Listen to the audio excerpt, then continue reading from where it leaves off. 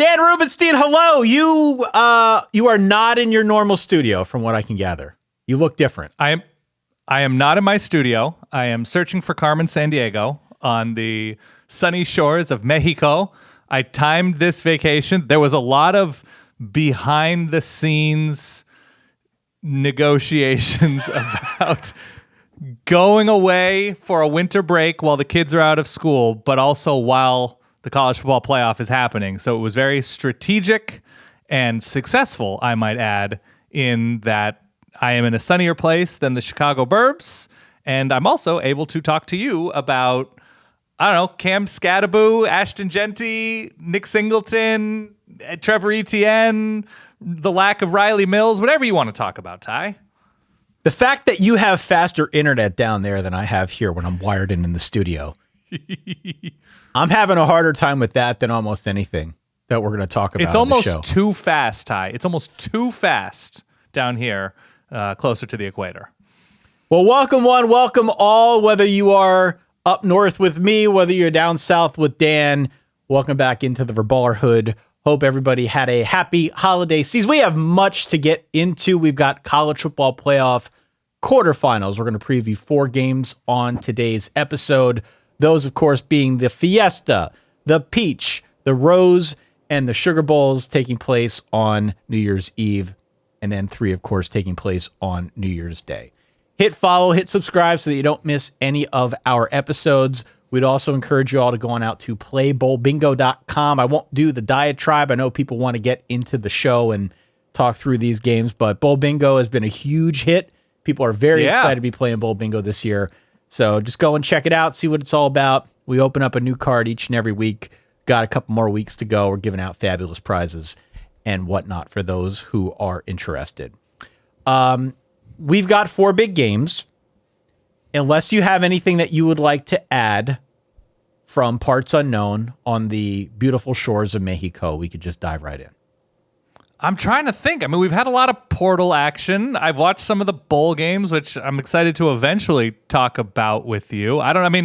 We've had injuries and a lot of takes. The takes are continuing, or maybe the takes have died down a little bit. Maybe the holidays, Christmas time has sort of dampened down the fire. But a lot of Kirk Herbstreit going on, man. A lot of warring between Fowler, Herbstreit, and First Take within the same network. There's a lot happening over there, and so I hope everybody can sort of mend fences and hug it out at some point. You hate to see it, Ty. You hate to see it. It does make for interesting fodder, though, here on the podcast, if I'm being honest. Let's dive in. Time. Help. I need picks of the week. These are your College Football Playoff Quarterfinals. Let's start on New Year's Eve, Dan. Yes, you know I love the games on New Year's Eve. I think in my old age, I have gotten over the fact that they're playing a game on this day, but it still is very odd to me that they even give it a try at all. Remember when Bill Hancock tried to sell us on it being a new tradition? Remember that? Right. Of course. Don't know if it ever got there, but alas, we've got a big one here. It's the Verbo Fiesta Bowl. Tuesday, New Year's Eve, December the 31st. We've got at 7:30 p.m. kickoff between the number 6 seed Penn State and the number 3 seed Boise State. Penn State is about an 11-point favorite. I've seen it jump around. Let's go with 11 for the purposes of our conversation here. Bob was choosing Louis Riddick on the call in this one. I believe Louis Riddick is a PA guy. He's from not too far from me. So everybody is. All the greats are from PA. What can I say? Yeah. What can I say? So I went through, I was doing a lot of research on Christmas Day of all days to try and figure out where I stood on all these matchups. And I came away feeling like there's a real misconception with Boise State this year. Okay, go on. And I think I fell victim to it a bit. But, you do the research, you try to figure things out. I went back, I watched most of the season yesterday, honestly. I just think this team is better than a lot of people think. And it may be easy to look past that right now amid the conversations and the takes and the narratives, as you alluded. But they took Oregon to the gun back in week 2. I don't think that was a fluke. I think up in the fourth quarter. Yeah. I don't think the offense is just Ashton Ginty, I think there is more to it. Maddox Madsen's had a great year. 22 touchdowns, I think to just 3 interceptions. It's actually been a pretty balanced approach for the Broncos. Now, there was a run of games, let's say over the last month of the season or so, where the offense was definitely leaving some meat on the bone. But I feel fairly confident in this matchup anyway that Boise's going to move the ball. They're going to score on Penn State. And I'm not writing them off completely. I like Penn State's chances, but I'm not writing Boise off because going back, rewatching some of their games this year, they do not feel like a fluke to me, Dan. I don't think they're a fluke, but I think there are levels. I think there are moments that Penn State obviously didn't look like their full self, and we have to extend that grace to Boise. Is that reasonable? Sure. That like Boise against Wyoming, and Wyoming was a very good situational defense. I think very good on third down, very good in the red zone. They won that game 17-14, if memory serves, something in that range. It was under 20 to under 20. That was on the road. Boise wasn't exactly the same team on the road. Very few people are. That's okay. They got out of Vegas in that big matchup against UNLV with a win. I think there was a pick 6 that helped to lead the way, and that was Ashton Genty's least impressive outing of the season. He made up for it in the Mountain West Championship game. And the beauty of having Ashton Genty, it's very easy to say, well, you stop him, you stop Boise State. 1, easier said than done. That's right. 2, he needs to make one linebacker miss, and then it's so much trouble, right? Yeah. That like, if somebody doesn't set an edge perfectly, if somebody tries an arm tackle from the wrong angle, it's going wrong for that defense, given what he's able to do running through, over, around, whatever. And so, yes, he is the single most dangerous person in the sport with the ball in his hands. Do we agree? Yes? I would say he's up there. I mean, if he's not the top, he's certainly in the top 3. And I agree. It screams out to you how good he is if you go back and watch all of Boise's games one after another. Because it just doesn't take much. He's really hard to bring down. I mean, really hard to bring down. He is like a bowling ball with eyes, and he's not a big dude. But he is so tough to get on the ground. Every time he gets the ball, he gives them a chance to make a big play. And I agree. And it's not even the big play. It's the 2nd and 3, looks like you have him for 1. He's got 5.5, right? Yeah. It's the incredible intermediate plays or the incredible short to intermediate plays that can be demoralizing for a defense. So even if he only carries for 5-6 yards a carry, it's all relative to where those yards are coming from and what they might do to a defense. Now, I said on the previous episode, just my snap judgment of this matchup, that like he could have 29 carries for 158 yards and look really good and have it be nowhere near enough, because I'm still a believer in winter wonders. I'm still a believer in needing pop from more than one place on your offense. And while I think Maddox Madsen is very good, I don't think this has been a downfield passing attack that has put the fear of God into Mountain West teams, or even Oregon. He had his worst game of the season against Oregon in week 2, which is understandable, the best opponent on this schedule. But that's the worrisome thing to me, that at this point in the season, against an opponent that is not perfect in Penn State, I want to see that slider out. I want to see that hook and curve ball. I want to see the cut or something. And this is how old we are. We just always turn to baseball reference. Yeah, let's talk a little Mo Rivera and that cutter if we can. Let's do that. That's the worry to me, that if it becomes a track meet like what Penn State got into a little bit against Oregon, are you going to be able, like, does he need 287 yards on the ground? Like, I think these receivers are fine. I think Maddox Madsen is fine, but away from home, given the context of what Penn State is able to do on offense, they're hyper efficient. They're not obviously hugely explosive downfield. Tyler Warren's going to be a problem for anybody Boise or Penn State has played, will play, he'll ever play in the NFL, whatever. And so that becomes the question of, like, what's Boise State's plan to just keep him ordinary? SMU kept him pretty ordinary with a pass rush against Drew Aller. That to me is going to be the huge question of just like, yeah, it's easy for Ashton Genty to keep this Boise offense on the field. Right. How the hell is Boise getting off the field when they're on defense? Well, I think you're alluding to the 2 things that I wrote down here, and I couldn't agree more. I mean, Ashton Genty's going to get his. He's going to get his. He's going to have a decent stat line against Penn State. I think you can run. I think they'll score. I don't think it's a situation where they're going to score like 4 points. I don't even know how you score 4 points, but they're going to score a fair amount of points, and I think they will get over 20. I think they'll get over 25. I think there will be a fair amount of points in this game. I do. I really feel that way. But they're going to need to do it through some other means. It can't just be all Ashton Ginty. I think there's an opportunity for Maddox Madsen to hit a tight end. Matt Lauder was like their second most targeted receiver this season. Can they hit him over the middle? Can somebody else get open over the middle? We saw the ability to expose that in that Oregon game. That's not to say this is the same matchup. It isn't. But we at least know that there's a proof of concept out there. And I think Maddox Madsen has to complete some of those passes just to give Penn State a different look. If the universe is keying on Ashton Ginty, he may still get 120 yards, but to your point, it's nowhere near enough to win. They're going to need something else on offense. They're going to need Maddox Madsen, somebody out wide, be it a receiver, a tight end, you name it, to also have a big game if they want to have a puncher's chance in this. So that's the first thing. Yeah. My issue with Boise, though, is not the offense. It's the defense, which you alluded to. It's just not a great tackling team. They're 99th in tackle success rate, which to me screams, if you're Penn State, if you're Andy Kotelnicki, get your athletes in space. Yeah, quick screens. Yeah. Get them in space. So my first question is, like, I shouldn't say my first, but my biggest question for Penn State is, what does that look like? What is the Penn State version of that?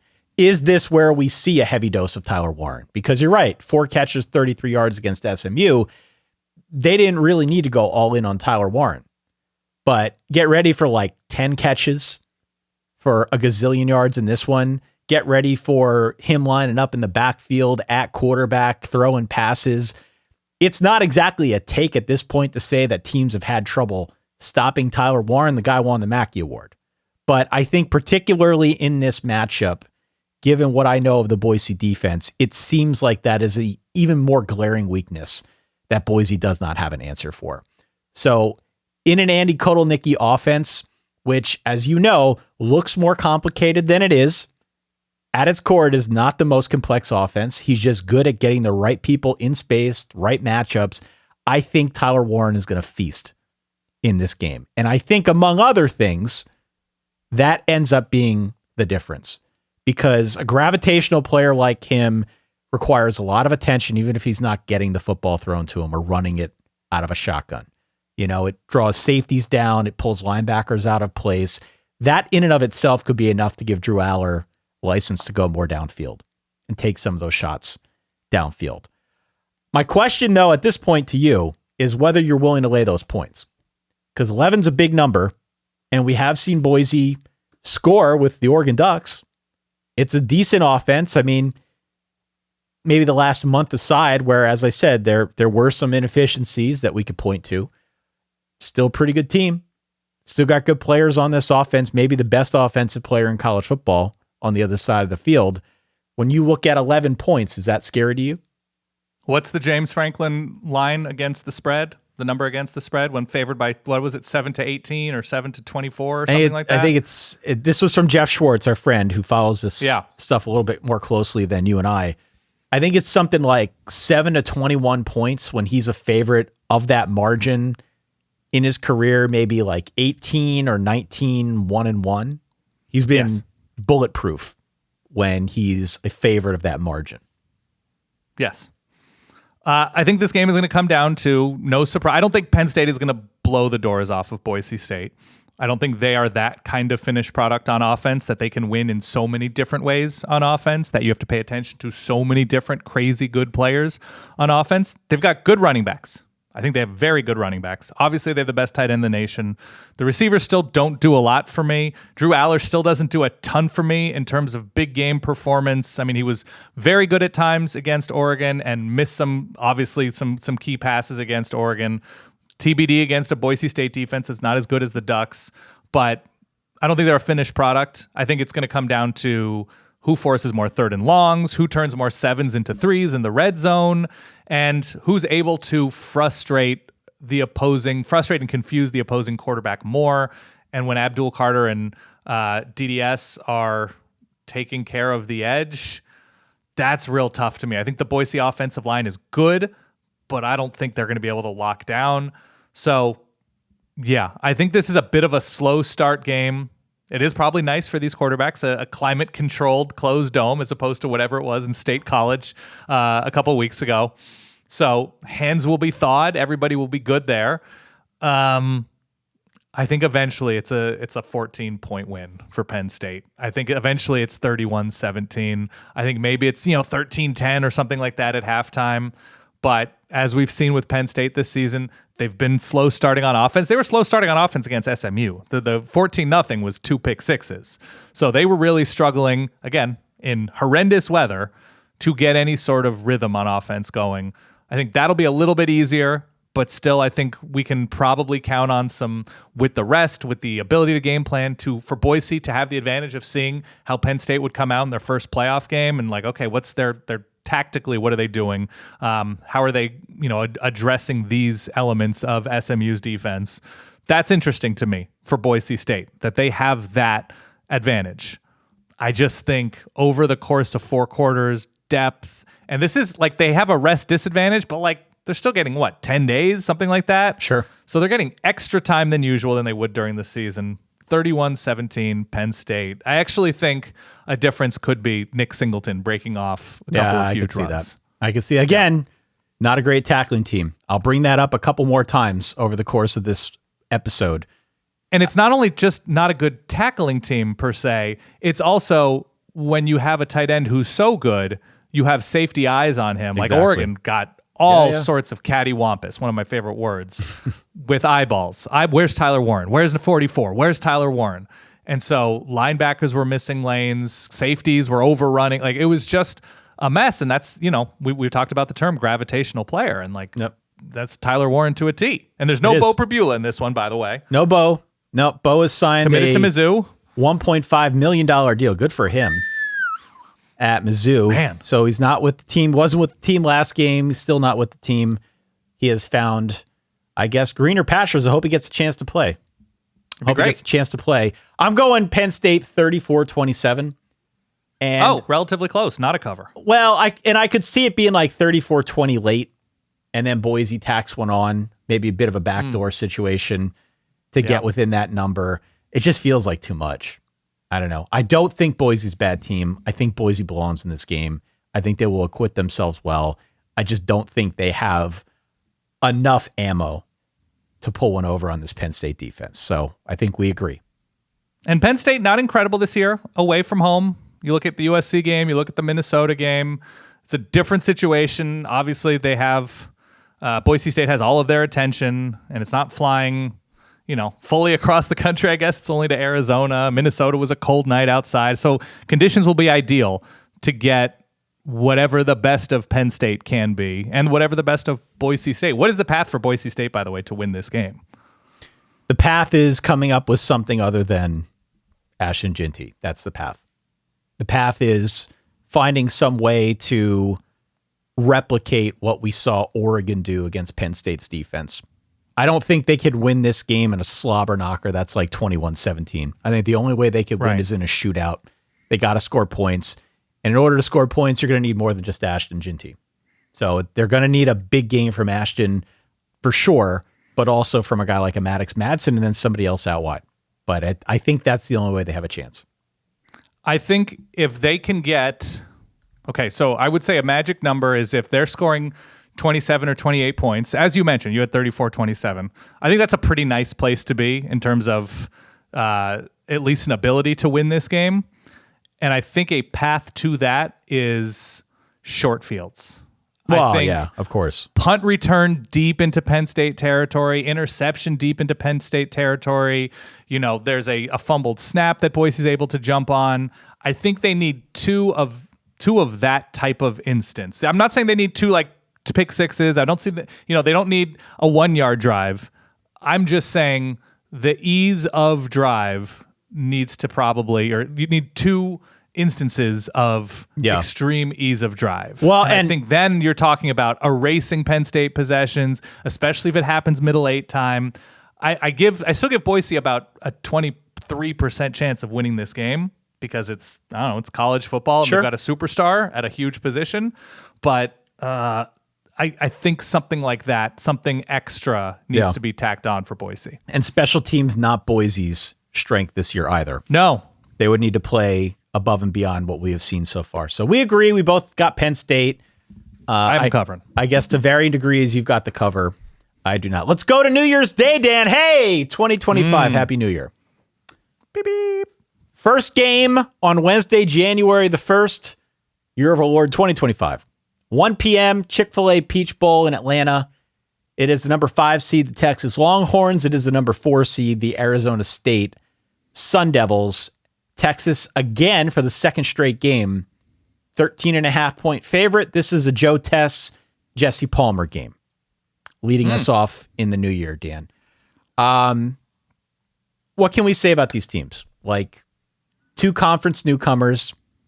You could argue that no team finished the year hotter than Arizona State. I mean, even if they get blown out in this matchup, the fact that Kenny Dillingham in year 2 won a new conference seemingly has this team way ahead of schedule. If nothing more, is going to have an opportunity to get out there and improve the roster, maybe on the back of this performance that we saw this season and might see in this game. I mean, all of these, everything's coming up Kenny Dillingham in Arizona State.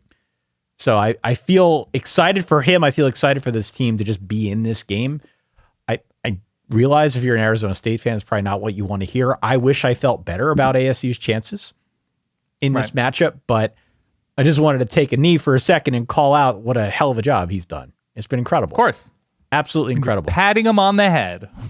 I don't mean it like that, but I guess I sort I of know. am. I understand what you're saying. I think your spirit is true. I have 2 big problems with ASU in this matchup. The first is that the offense is somewhat telegraphed right now because they lost their best receiver, Jordan Tyson, 114 targets throughout the course of the year, got hurt in that Arizona game. This is going to be the Cam Scattaboo show. And you know it, and I know it, and everybody on the Texas side knows it as well. It's going to be the Cam Scattaboo show. If we know it, they know it.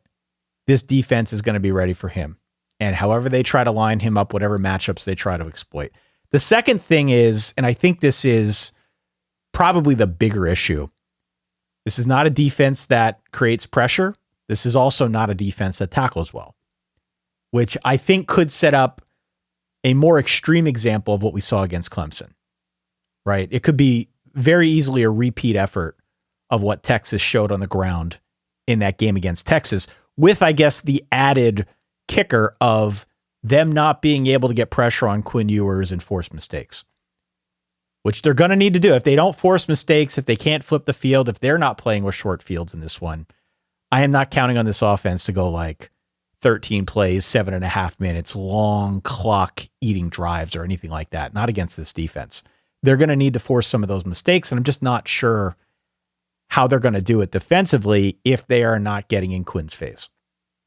I think that's the only way they keep it in striking distance. So, fairly obvious questions, right? I mean, the offense is telegraphed, the defense maybe not doing enough in this matchup to get the kinds of game-changing plays that they need to flip this one on Texas. That's where I'm at. 2 things at play here. Well, okay, so sorry. Something at play for these first 2 games that I'm going to pay attention to. I don't know how much of an impact it's going to have, but I'm curious.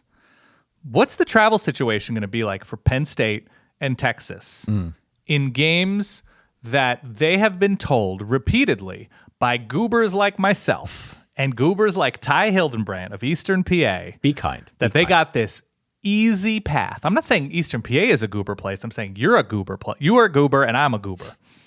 Fair. Where we're saying, look at this glide path for Penn State. Look at this glide path for Texas. Getting a Clemson team that arguably shouldn't be here. Getting an Arizona State team who was fully off of the map for a playoff bid a few weeks ago and surged forward. Doesn't have their best receiver in Jordan Tyson. And what is the travel situation going to be like? Are Penn State fans and Texas fans going to be like, well, we should, I don't know, let's save our money, our hotel money and our flight money for, obviously Texas would be playing in the Cotton Bowl if they win this game, I believe. That's right. So that's an easier travel situation, easier tickets. So you're like, maybe we'll wait for the Cotton Bowl. I know Penn State fans. I know more than a few Penn State fans that have Orange Bowl tickets. Right. That got Orange Bowl tickets for Christmas that are starting to look ahead. Yeah. Do we, Miami seems a little bit more fun at this moment than Arizona. And man, Penn State maybe against Notre Dame, Penn State maybe against Georgia. I just wonder if Penn Staters are painting Arizona blue. Whereas I think Boise fans are absolutely painting Arizona blue. Like, you talk about de facto Super Bowls. This is the biggest game for Arizona State since the Rose Bowl and whatever it was, 96. The biggest game for Boise State probably since the Fiesta Bowl. And any of those BCS level bowls do not compare to the stakes involved in this game. So humongous travel deals. And I'll say this. Fan deals. I'll say this. For the sake of the playoff, and if only to spike the football on some of the naysayers out there. Sure. It would definitely behoove the new playoff system for one of the so-called Cinderellas to win a game. Right. For these not to be blowouts. At a minimum, for these not to be blowouts. But for an ASU, for a Boise State to pull an upset. I don't think the upsets are going to happen. Okay? But if only to kind of counter the narrative right now, which and it's not coming from me. I still like the system. Mm-hmm. But to counter the narrative, that would probably be the best thing for the at least short-term health of the system. Do you feel similarly, though, with me on the ASU side? Like, I get that there's an emotional lift here being in this game. Yeah. I mentioned the momentum that they closed out the season with. It's definitely been tangible. Right. I just don't see how that gets them to victory against Texas. I've got real questions about this team against a better opponent in Texas that on the surface do not appear to have answers. And to be fair, full disclosure, you picked Iowa State to win the Big 12 championship. I picked Arizona. Trounced. I picked Iowa State to beat Arizona State. Yes. Yes. I love that Kenny Dillingham is Arizona State's coach for a game like this, especially after seeing Curt Cignetti coach against Notre Dame. I love that Kenny Dillingham is like, I'm emptying this playbook at all times. At all times, like, they are playing for, obviously everybody's playing for a national championship.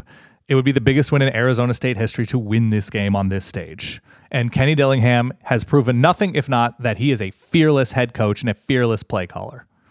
So that I really like. I really like that Arizona State has been great in the red zone, has been great on third downs. Hate that Arizona State, you can fact check me on this, I don't have the numbers in front of me, but I believe Arizona State is one of the poorer third down defenses in America. They struggle to get off the field.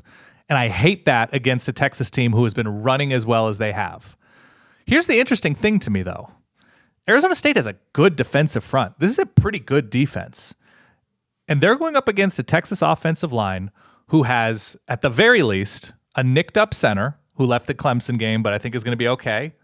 Cam Williams, the right tackle, got hurt in the Clemson game. We'll see on his status, but it's Steve Sarkisian's being a little bit coy about it, where he's like, yeah, we're really happy that we've had a bunch of interchangeable offensive linemen who can play different spots, and we're really happy with the way different guys stepped in. Kelvin Banks missed the SEC championship game, and I think the game before that, the starting left tackle. So as well as they ran against Clemson, it seemed to be more of a group effort. Like, Quinn Ewers made checks at the line. They had tight ends who were holding their own in the run game. And so I wonder if there is something creative now, knowing that this is an especially beat up Texas offensive line, that it's not just Kenny Dillingham in the offense throwing at Texas. It's that they get super creative on defense, knowing that Quinn Ewers hasn't been the best in these huge games, hasn't been the best in terms of accuracy and decision making in these huge games, that this is just a ghost defense for Arizona State in terms of just constantly seeing ghosts, constantly showing things, taking things away. And they're not able to dictate what they want to dictate on offense. We've seen them have red zone issues this season. They were better in the red zone against Clemson, but that's still been like, what's your word, Ty? A bugaboo? A bugaboo? Yeah, we can go bugaboo. Sure. Instead of Quinn Ewers scoring, it's Bert Auburn scoring when it's 4th and goal from the 13 or something because they had a penalty. And this has been a penalized offensive line. So that's something to me I wonder about. In terms of a path Arizona State has, taking advantage of decision-making, taking advantage of the offensive line, a beat-up offensive line for Texas.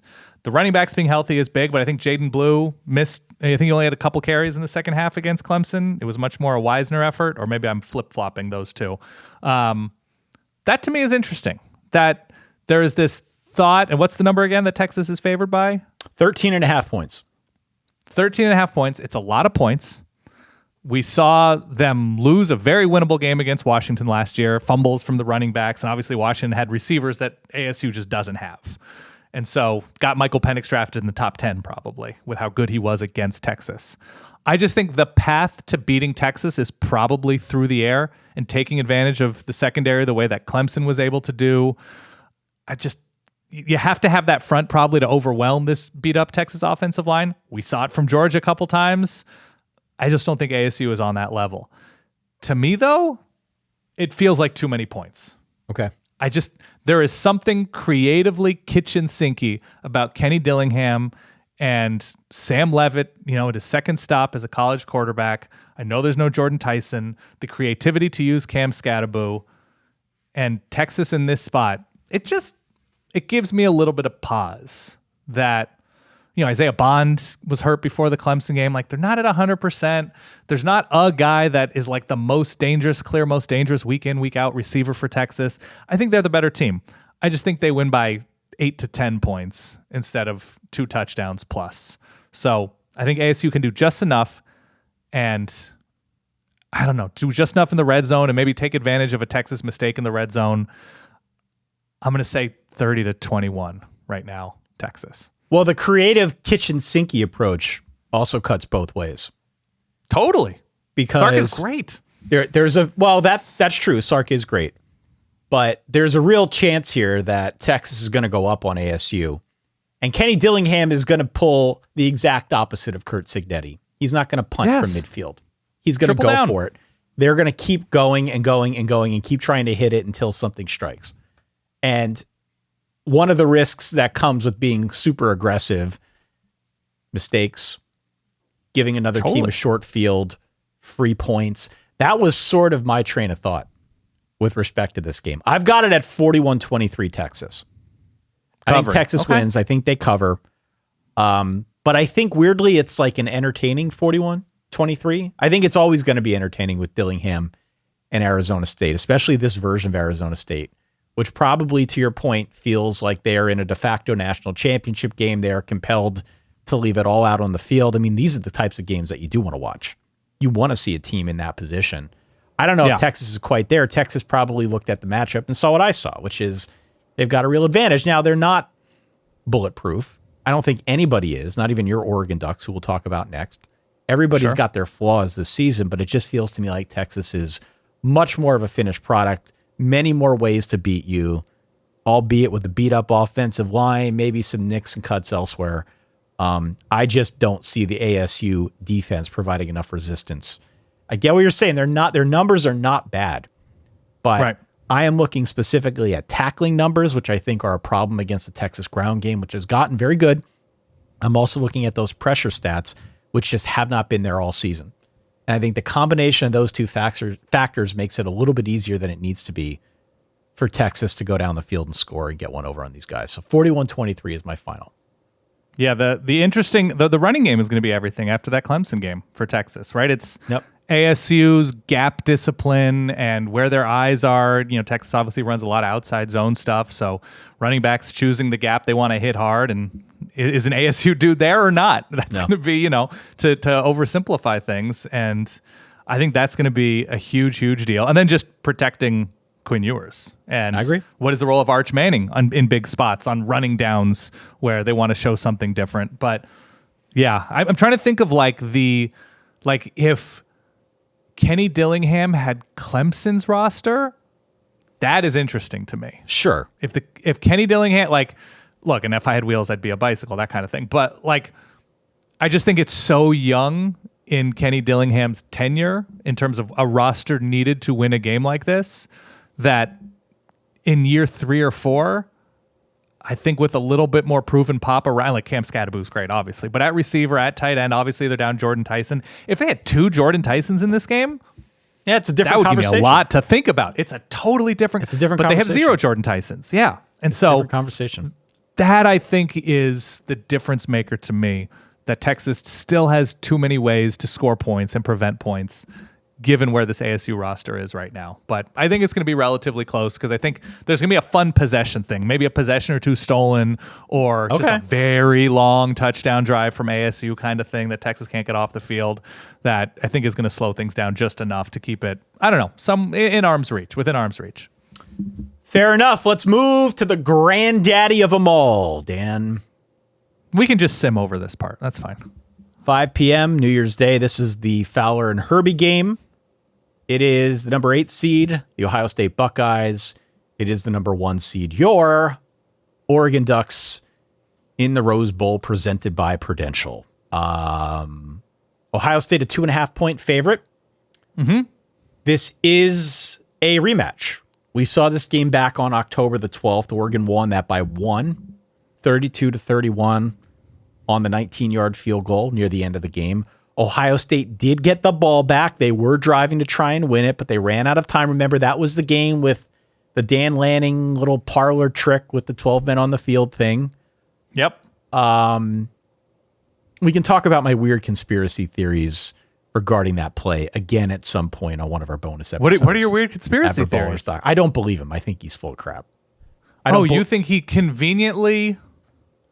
I don't man. believe that they did that on purpose. That's my hot take. I mean, getting time off the clock is a great thing. Oh, it is a great thing. That's the kind of thing that happens by accident, works out in your favor, and you claim it because you can. But it was out of a timeout, too. No, listen. Notre Dame's done that out of a timeout, too. They've done it with 10 men on the field, okay? It happens. I'm just saying, this is a hot take. Don't hold me to this, all right? I'm holding you to it. Whatever. Here's my question for you, all right? Okay. It's hard to beat a good team twice. Mm-hmm. Hard to beat a good team twice. This was anyone's game the first time around. And I have to imagine, as you say, as an Oregon human, you watched that Ohio State game against Tennessee maybe through a different lens than me. Did you see anything in that game with the Ohio State game plan, with seemingly the killer instinct that we saw on display? Did you see anything in that Tennessee game that has changed your perspective at all relative to the first time these two teams played? Yeah, of course. And the confidence... Will Howard had a good game against Oregon. He threw nice passes, threw winning passes against Oregon, and was protected even with Josh Simmons going down. Was protected relatively well. I think that was before Seth McLaughlin. McLaughlin went down against... It was the week leading up to Penn State, I want to say. Right. Is when he got hurt in practice. And so the offensive line was in a healthier place for that game, but Oregon's defensive line was not as healthy as they seem to be right now. I don't know the exact health of Jordan Birch. He's been relatively quiet. He didn't play in that first Ohio State game and hasn't made huge impacts on the field since coming back from injury. And so maybe this rest time is especially helpful for him. But what I saw in that game was an Ohio State game plan that was extraordinarily sound against Tennessee, taking advantage of what Tennessee gave them, which was Jeremiah Smith on an island. Okay. Doesn't seem to be a winning formula. I was surprised that Tennessee's defensive line didn't eat more, but credit the Ohio State offensive line, the patchwork offensive line that Ohio State has been able to put together successfully in protecting Will Howard. Maybe not the best run blocking unit. And so that to me is going to be quite interesting in this one, that if you force Will Howard to win this game and Jeremiah Smith is sort of funneled away from action better than he was against Tennessee, which I don't know. I think the brain trust of Dan Lanning and Tosh Lupoy and Chris Hampton, the co-defensive coordinator, I think is smart enough to see what didn't work against Tennessee, or excuse me, what didn't work for Tennessee against Ohio State, and having the time to see what Chip Kelly has done in terms of game planning. They still weren't a great running team against Tennessee. They were fine. They got, loose a few times, but it wasn't dominant on the ground. So I just wonder if Jordan Birch is healthy, Mateo Uiagalelei off the other edge, Derek Harmon and Jamari Caldwell in the middle. I just wonder if they will be more able to get to Will Howard than they were the last time. And from the Oregon side, the Ohio State defense should be more mysterious. They were very direct up front along the defensive line. We talked about that a little bit, that they were just rushing force straight at Oregon. They weren't, playing any games. They weren't really sending any pressure. They were scared to do so. And Oregon was happy to sit back and block those rushers and throw downfield successfully. I am curious to see now that Ohio State has become much more multiple and creative on defense since then, curious to see how Oregon deals with that and gets the ball out of Dylan Gabriel's hand quickly. Now, obviously, they throw a lot of short passes to a lot of fast dudes who get yards after the catch, and they took advantage of, I think it was Denzel Burke in that first matchup downfield, gave up like 180 yards between Evan Stewart and Tez Johnson mostly. Yep. So, yeah, I don't know if there's something to take away from the Tennessee game. I would say, like the sort of backwards zag thinker that I am, I kind of like that Ohio State comfortably won. Now, I came into this game, I like that, they're getting Ohio State now instead of in the national championship game, sure. But I don't know, Ohio State probably feeling real good that they have all their issues solved, even though the game before they were completely awful against Michigan and didn't even make the Big Ten championship game. I kind of like that Ohio State's riding high right now. Oregon just sort of lying in the weeds as they're a literal underdog, the number one team in the nation for the past few weeks, second half of the season. Number one team in the nation, took care of business against Penn State. Not as dominant in a defensive way that Ohio State was against Penn State, but I don't know. I kind of like the emotional position that Oregon's in here. It's the Rose Bowl. It's the West Coast. Ohio State's already played a game. Chip Kelly does nothing but almost exclusively lose to Oregon, I believe. I don't know. There's something advantageous about where Oregon sits emotionally. Doesn't mean they're going to win this game, but I'm curious about red zone for Oregon once again. They had, I think, 0 points on a trip inside the 3-yard line against Ohio State. Ohio State was able to score a touchdown off of a non-interception call review. That's right. A weird back and forth game the first time. Obviously, some people still feel like it was a ghost offensive PI against Jeremiah Smith. Seemed textbook to me, but what do I know? I was just an All-American receiver from Minnesota, Ty. Sure. So I think I'm going with Oregon here. I'm sticking with my preseason national championship pick. I'm sticking with the homer side of myself, I guess. I think they're just built to beat Ohio State again. I know it's very difficult to beat that good a team twice, but what can you fully trust about Ohio State in this moment? Right. That there's a version of them that's pretty woeful. And maybe it's just a version of the coaching staff that's pretty woeful. And now Oregon's kind of in Ryan Day's head a little bit, having beaten him twice. I don't know. I think Oregon is rested enough, should be healthy enough. Tez Johnson, obviously, we saw as a huge deal in the Big Ten championship game.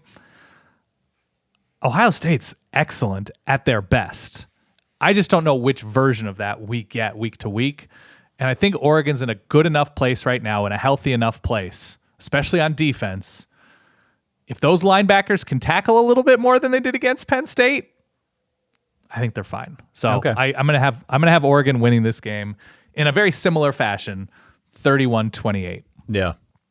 My problem is I really want to pick Ohio State, just like I did the first time. Do it. Well, here's what I'm struggling with.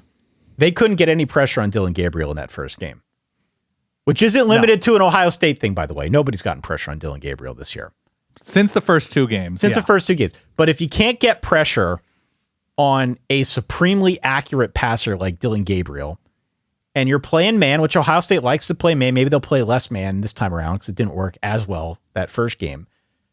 Eventually, if you give them time, your man coverage is going to break down and someone's getting open, or you're throwing to somebody who you're throwing them open because you're accurate. And that's exactly what happened in the first game. You mentioned Evan Stewart. Evan Stewart torched him on the outside. When they had man coverage on the outside, they were just throwing it up, and he was running past the defender. Has been somewhat quiet since. He has. Didn't do anything in the Big Ten championship game. Some of the bigger moments, he has not been the focal point. He had that incredible catch against Michigan that was called back for an offensive lineman downfield. But yeah, you're right. Continue. But so you say to yourself then, well, okay, if this is if this is the tenor of the first game, and if you couldn't get pressure on Dylan Gabriel that first time around, and if we're not sure we can get pressure on him this time around, what's the solve? How do you solve for Dylan Gabriel? From 1,000 feet away, 1,000,000 feet away, whatever we consider ourselves here, you could say, well, the solution is to control the clock and limit how many times Oregon gets the ball. But we saw that against Michigan. Ohio State kind of tried that against Michigan. I don't know why they tried it against Michigan, but they did, and it didn't work. That's not what Ohio State does. And even the first time around, if we're talking about this make-believe world in which Ohio State dominates on the ground and controls the clock, Trey Henderson had a 53-yard run. If you take that out of the game completely, right, Ohio State's running backs averaged like 2.85 yards per carry. So this was not a team that ran back then. I don't think it's a team that's going to run effectively now by any stretch. I would like to see Chip Kelly put Will Howard on the move. I've been screaming this from the mountaintops now for weeks on end. Maybe that's something we see here a little bit more that can add a little bit of a wrinkle, but I'm running out of patience that is ever going to happen. He's a big kid. We've seen it in spots. They just have not been super willing to put him on the run to the extent that I think they could. Now, I'm not an OC. I just play one on the podcast, but this is all a very long way of saying that I went back and forth 100 times trying to justify my Ohio State pick in the face of what I think are some real issues with just stopping the Oregon offense. I think one way or another, this is a shootout like the first time around. And I don't think there's any way around that. I think both teams are outstanding. Both offenses are fun as hell to watch. This will be the game of the day to watch. Just from an entertainment standpoint, of all four of the games, if you're watching one of them, watch this one. This one will have the most entertainment value, I think, for people on New Year's Day. Last team with the ball wins. My spreadsheet, which has actually been somewhat accurate with respect to point spreads, not necessarily who's always winning these games. My spreadsheet, as it did the first time around, still has Ohio State -3. And so I'm just going to stick with that. I'm going to stick with it because it felt like the first time around it was anyone's game. I like the momentum. I get where you're coming from when you say, well, I like the fact that maybe Ohio State feels like they're a little high on their own farts, Dan. They're feeling good about where they stand right now, given the way they came out of that first matchup. Which is also can be really good, right? To play a little bit looser, to play a bit more confidently. Absolutely. Yeah. They're high on their own supply at this point.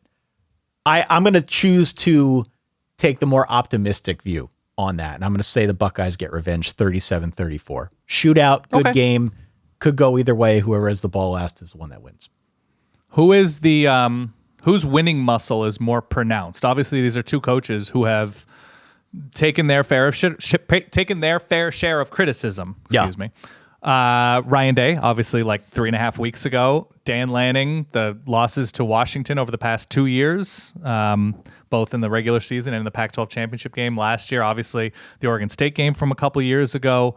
That some of his decisions have been too aggressive and not too holistic of the full game rhythm. And obviously, Ryan Day's game planning and short yardage decisions and avoidance of the pass or being a little bit too stubborn around rhythm of the game kind of thing has come back to bite. You look at, Ryan Day in big games, especially in the postseason, played really well, but came up short against Georgia a couple of years ago in the playoff, the national championship loss. And that was like an all-time great Alabama team with Devontae Smith and Mac Jones. But, the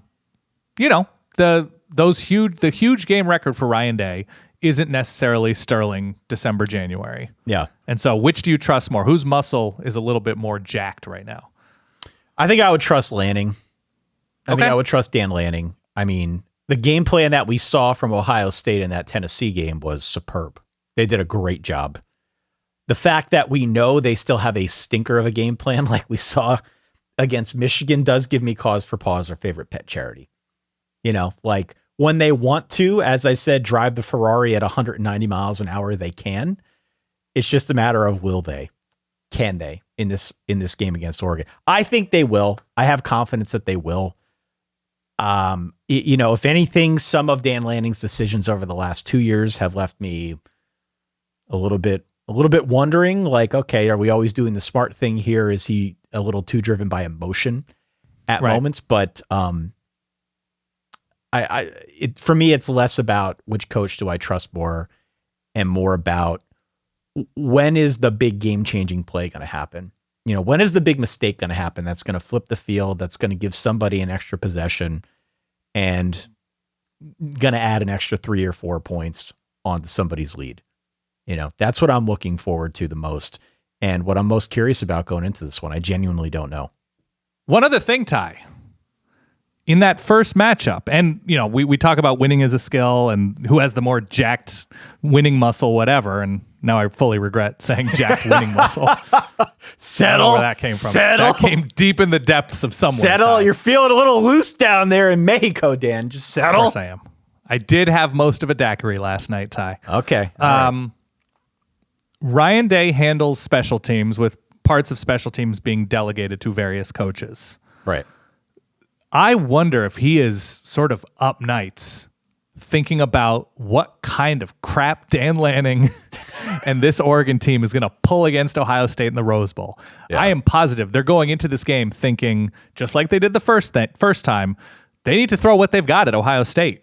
And whether that's last time rocketing an onside kick or just a kickoff off of an up man, whether that's a fake punt, whether that's a fake field goal, whether that's whatever. Oregon's unafraid to call those in huge leverage moments or at seemingly weird times of a game to catch teams off guard. Oregon has something ready to go for vaguely the right time.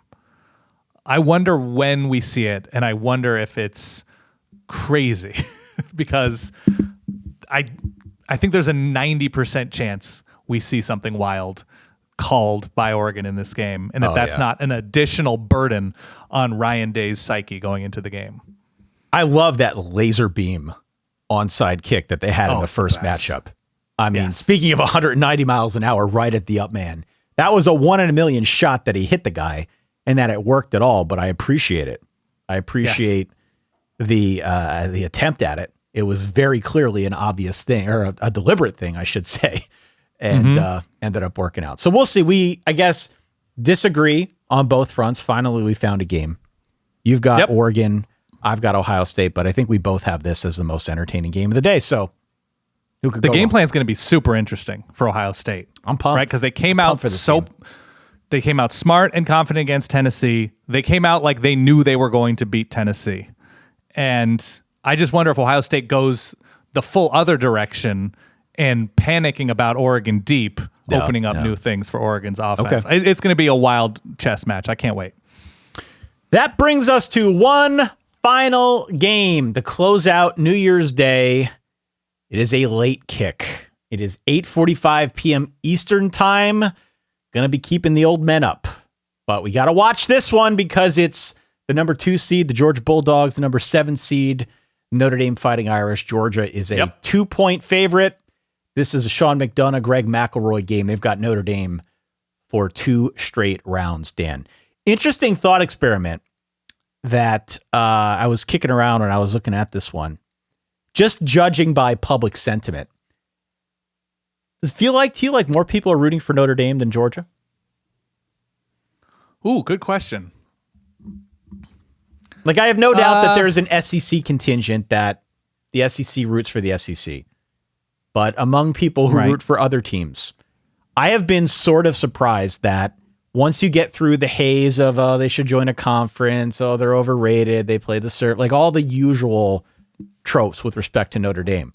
Once you kind of get past that fog of war, I have found that, generally speaking, the sentiment around the Irish has been positive, way more positive than I can remember it being in a good long time. It does seem to be a more likable Notre Dame program under Marcus Freeman. And maybe it's because he's continuously humbled by tinier programs. Where they're like, all right, that's fine. We get to laugh at them hilariously once a season, and they're still good. So maybe it softens the Notre Dame image a little bit that they give us that treat every year with Marcus Freeman.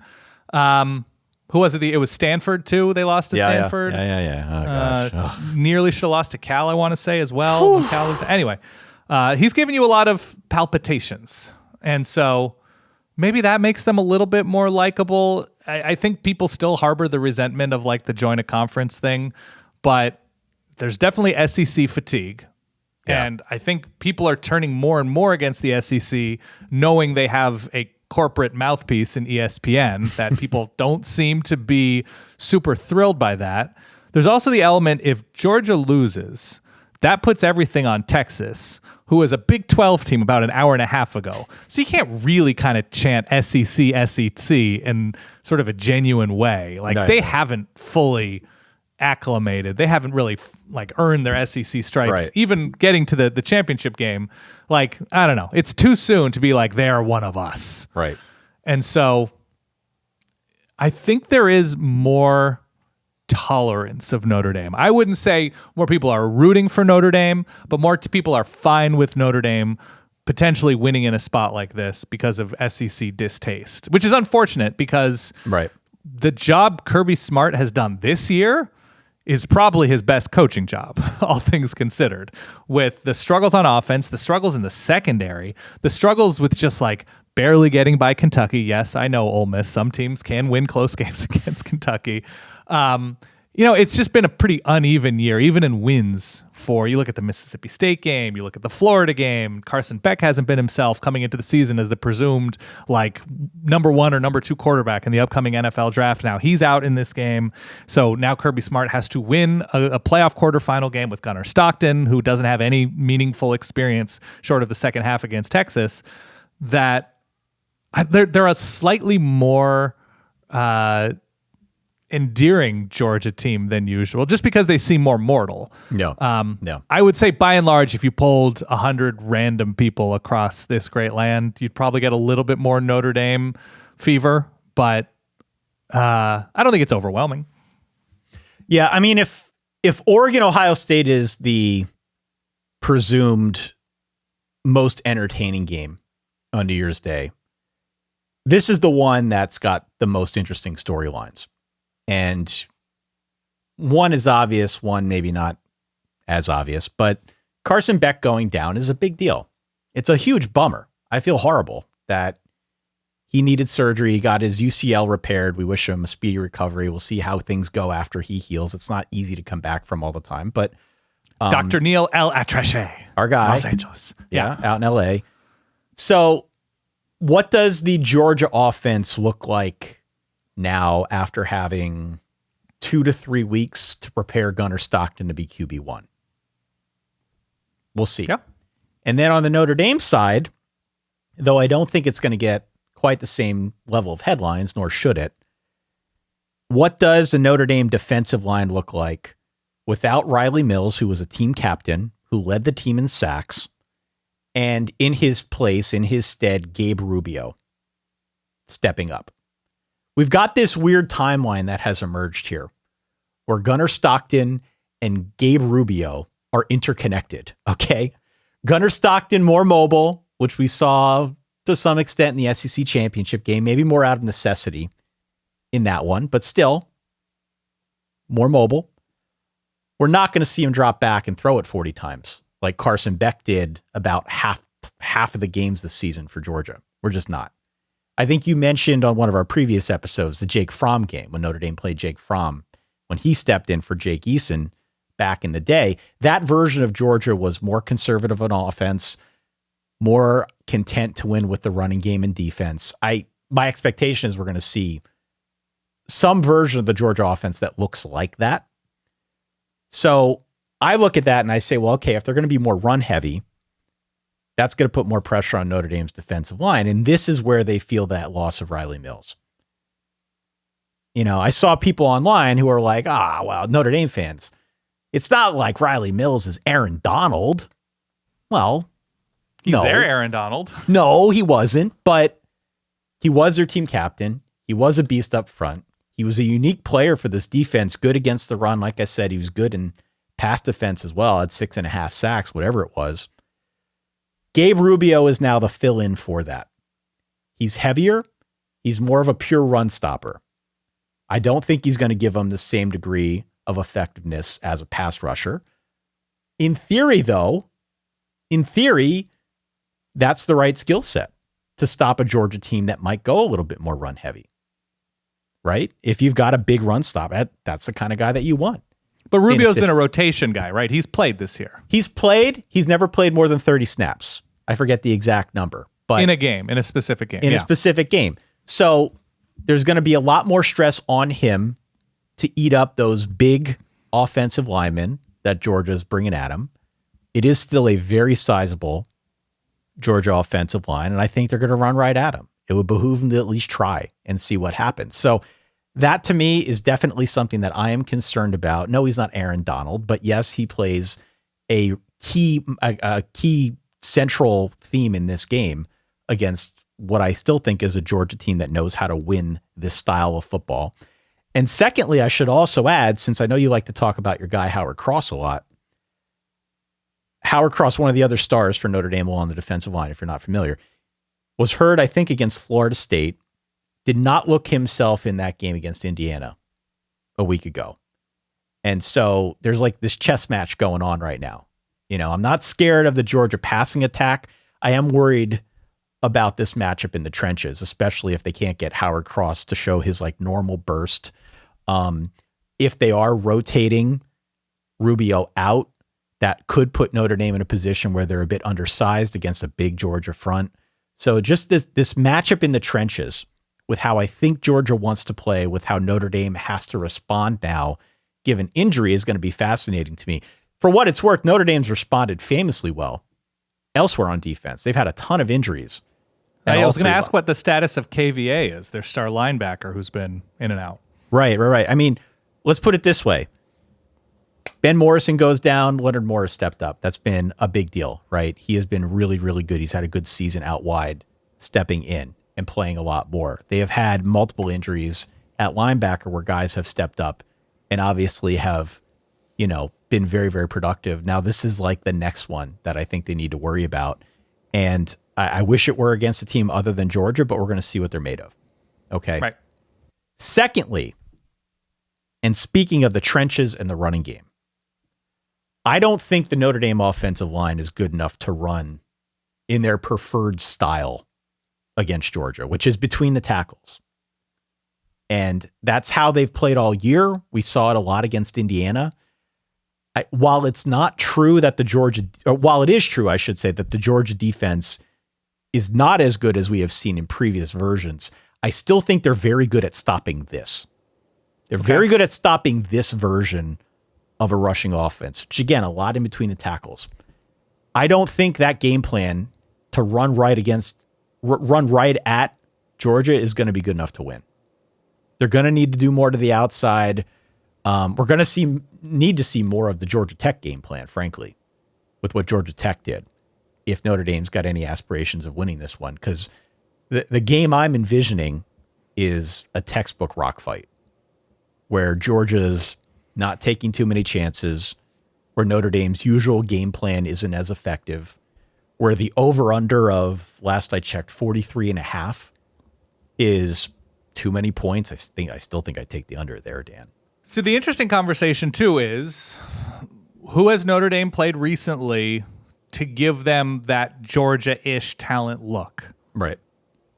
Nobody. But it was lost in the, like, everybody wants to pile on to Indiana. Indiana lost to a team that hadn't played anybody. They beat who they played outside of a MAC team. They beat all the power conference teams they played. And so now it's how prepared is Notre Dame dealing with key injuries to some of its best players on defense, but still mounted a great defense this year against who they played. How do they respond against a Georgia team that, while flawed, still is pretty talented on both sides of the ball? They're very talented. And again, they've been very successful winning games like this. You know, they haven't always had a Carson Beck. And even before Stetson Bennett became the Stetson Bennett, who is going to go down as one of the greats in college football, they were content to sort of play this plodding style of football, or they just beat you up in the trenches, run right at you, find enough of a way to get field position, create a turnover, make the most out of a mistake, that sort of thing. One other note, if this is headed in the direction of a rock fight, which I believe it is, I've mentioned Mitch Jeter, the kicking situation for Notre Dame. A bit flimsy. Mitch Jeter was great before he got hurt about mid-season. Since then, it feels like it's a bit of a coin flip. Peyton Woodring, the kicker for Georgia, has been solid, perfect from inside 40 this season. This is a dome game. Maybe that gives the kickers a little bit more cover. But if in fact we're headed in this direction, which I believe we are, that's just something to keep in the back of your mind. Georgia's been pretty sound in the kicking game as well. Man. The Underthing Express says it's a backup quarterback going against a very good defense. Why are we over-talking the analysis in this one? Yeah. That they've struggled at times protecting Carson Beck. They've struggled at times running an offense for Carson Beck that puts him in the best position to succeed, getting receivers in the best position to succeed. Mike Bobo hasn't been crazy popular this year. They need however many overtimes to beat a decent but not great ACC team in Georgia Tech at home, mind you. Yep. It's a pretty flawed Georgia team, all things considered. The thing I'm hung up on is both competition level for Notre Dame and Riley Leonard as a playoff quarterback who can beat Georgia if asked to. If this is a rock fight, as you say, and Notre Dame is down 4 with 2.5 minutes left. Yeah. Is Riley Leonard that guy? The answer is yes. The answer is yes. Okay. And here's why. Okay. Tell me. Here's why. I placed this one squarely on the legs of Riley Leonard.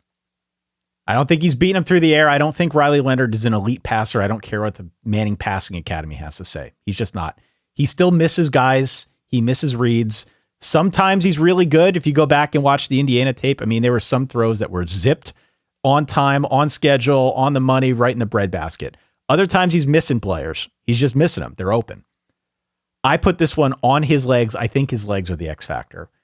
We did not see many quarterback runs against Indiana. I don't think because they didn't need him.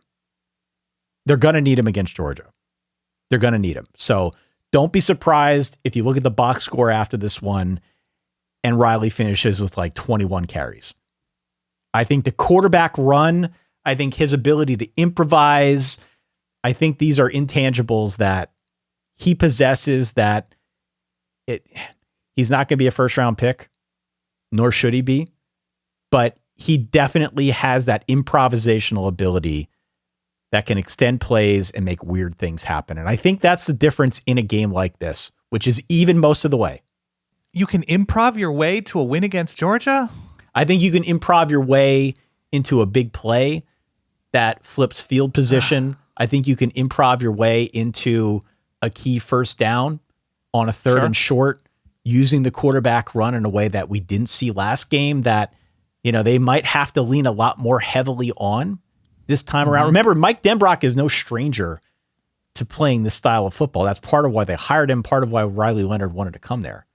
Right. I mean, I just, I guess after the fact why he wanted to come there, but I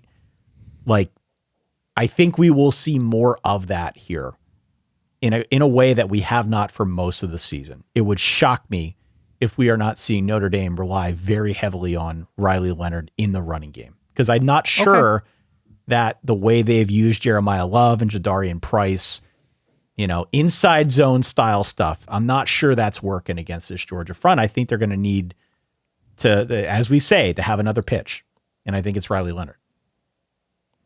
I'm taking Notre Dame.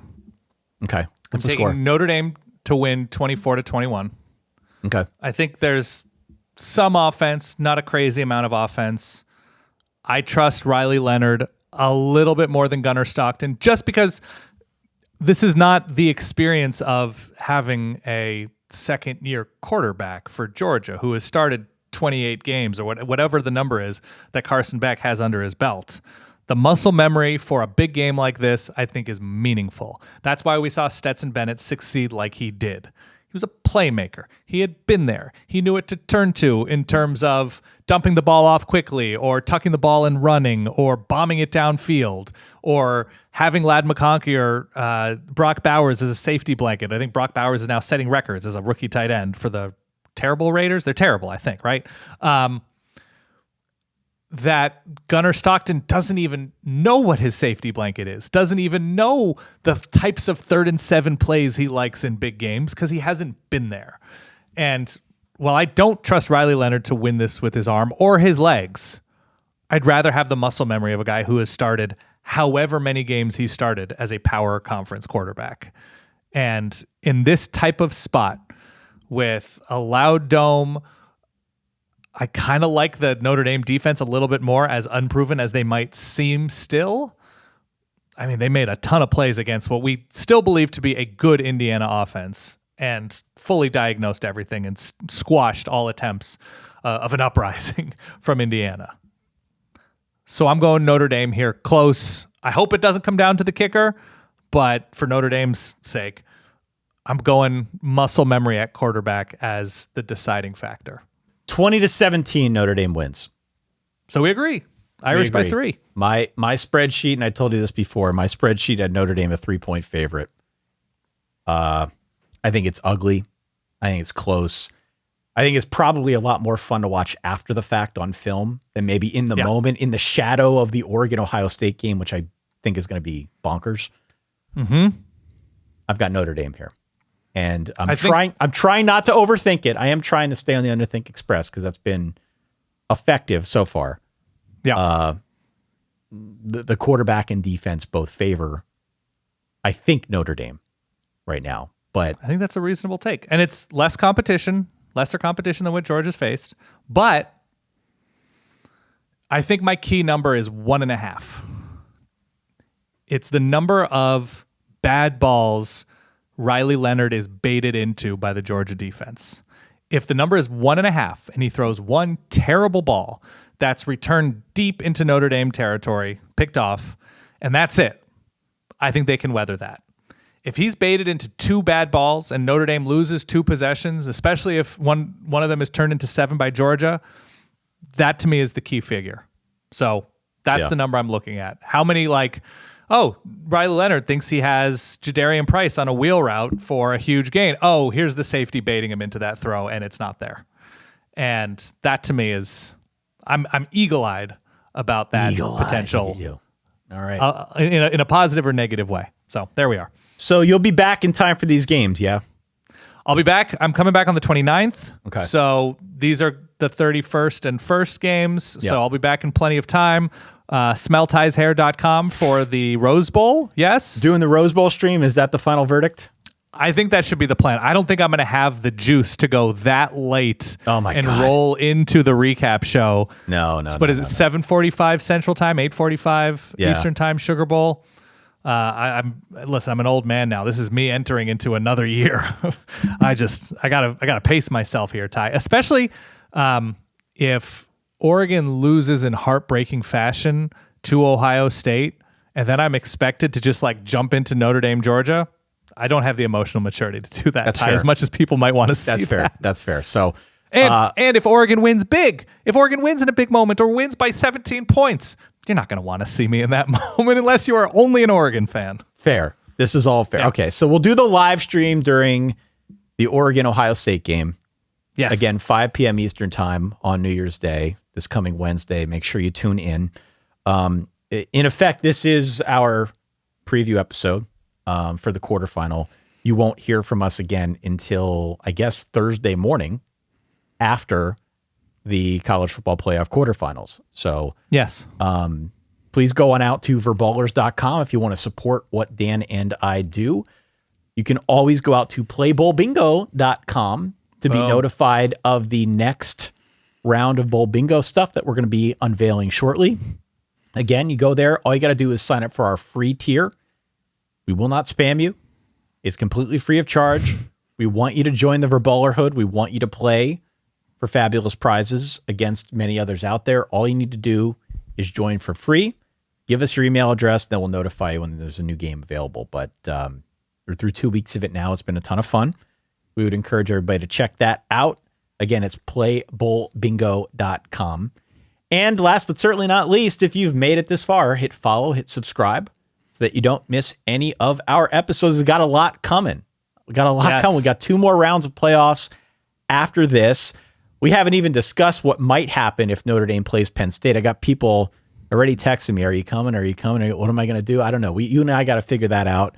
We got to figure out if there's any kind of national championship situation as well. So there's a lot going on right now, as you might expect, not the least of which is actual bowl games that aren't playoff games that we do need to address at some point here. We promise to do that and go through the key storylines from all of those games as well. So much going on here in the month of December, to say the least, in the college football universe. Soon. Are you watching the Penn State game with buddies, by the way? I think I'm watching the Penn State game with family and friends. Yeah. Oh, nice. Good. I'm glad. Nice little New Year's Eve treat. Indeed. All right. Everybody out there, we appreciate you downloading, watching, listening, supporting. Follow us across all the platforms so that you don't miss anything Dan and I have to say. Don't miss any of our episodes, Dan. Safe travels back to the U.S., yeah? Thank you. Yes. Safe travels. It'll be a little bit chillier when you get back up here, but we will welcome you with open arms for sure. Did I not tell you I was moving to San Diego? I fully skipped that, didn't I? Yeah. Oh, me too. It'd be a dream. Yeah. Of course, if you are out there and listening to this, we wish you all a happy, safe New Year. We will catch you on the flip side. In the meantime, for that guy way down there, Dan Rubenstein, for myself, Ty Hillebrand, thanks again for supporting what we do. We'll talk to y'all soon. Enjoy the game. Stay safe. Peace.